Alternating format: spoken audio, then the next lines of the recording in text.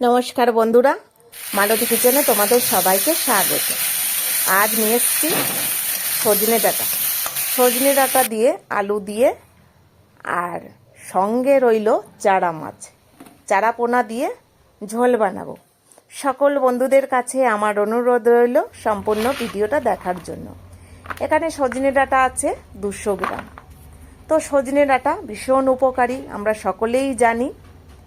এটা সকলের, বাচ্চা থেকে বয়স্ক সকলেরই খাওয়া উচিত, বিশেষ করে এই বসন্তকালে।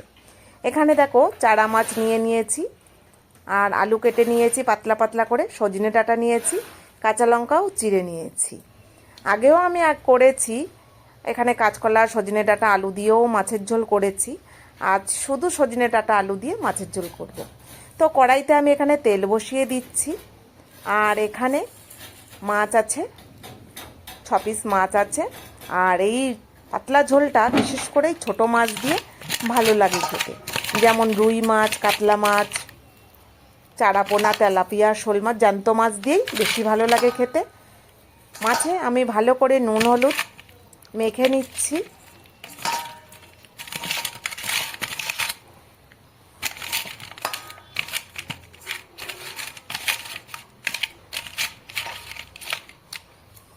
বেশ সুন্দর করে মাছটাকে বেশ মেখে নিয়েছি।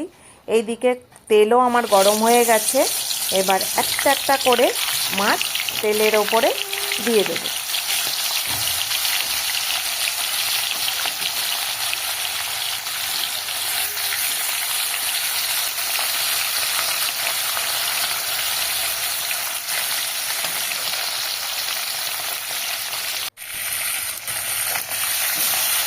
মাছটাকে এবার উল্টে দিচ্ছি।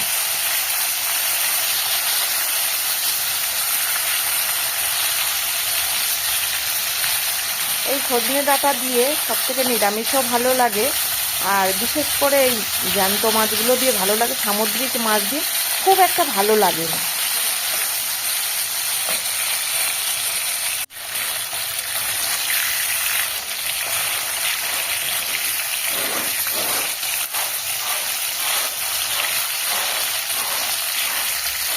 বেশ মাছগুলো বেশ কড়া করে আমি ভেজে নিয়েছি।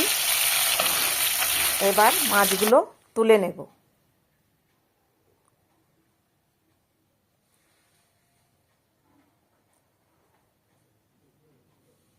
মাছের লেজাটাকেও একটু কড়া করে ভেজে নিচ্ছি। এবার আমি তুলে নেব।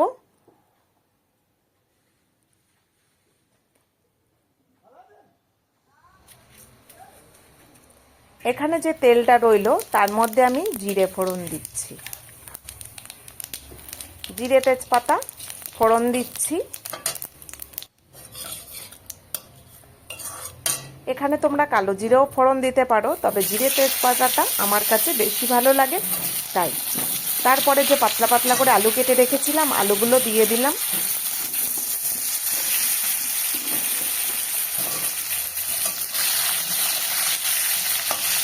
আলুটা বেশ লম্বা লম্বা করে পাতলা পাতলা করে কাটা হয়েছে, যেহেতু তাড়াতাড়ি হয়ে যাবে। আমার আলুটাকে একটু ভেজে নেব প্রথমে।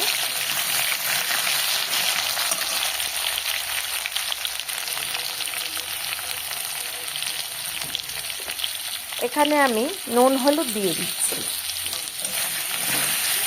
নুন হলুদ দিয়ে আরেকটু নেড়ে চেড়ে নেব।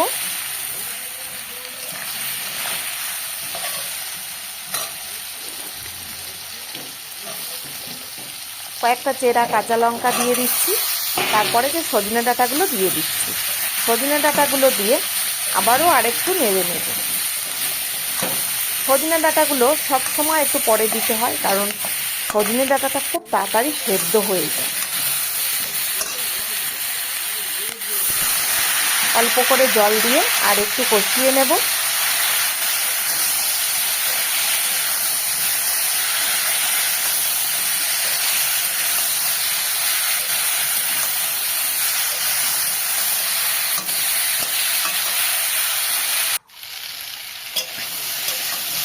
বেশ সুন্দর করে কষিয়ে নিয়েছি। এখানে দেখো আমি নুন হলুদ ছাড়া এখানে দ্বিতীয় কোনো মশলা দিলাম না।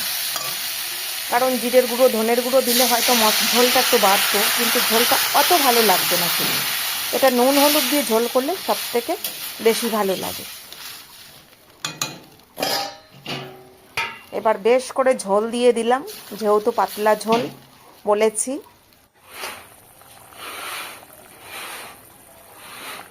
এবার এক এক করে মাছগুলো ঝোলের ভেতরে দিয়ে দিলাম।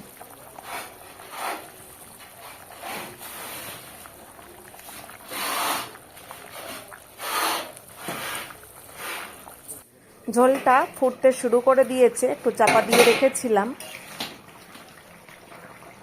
এই ঝোলটা দিয়ে সুন্দর কিন্তু একটা গন্ধ বেরোচ্ছে।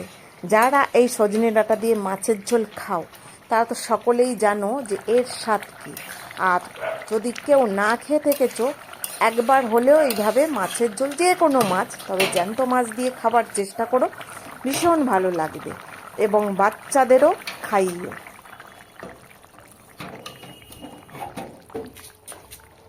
দেখো, সজনে ডাঁটা চারা মাছের দিয়ে ঝোল আমার রেডি।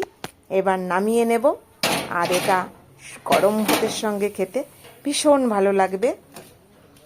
তো ভিডিওটা যদি ভালো লেগে থাকে, লাইক কমেন্ট শেয়ার সাবস্ক্রাইব করে দিও।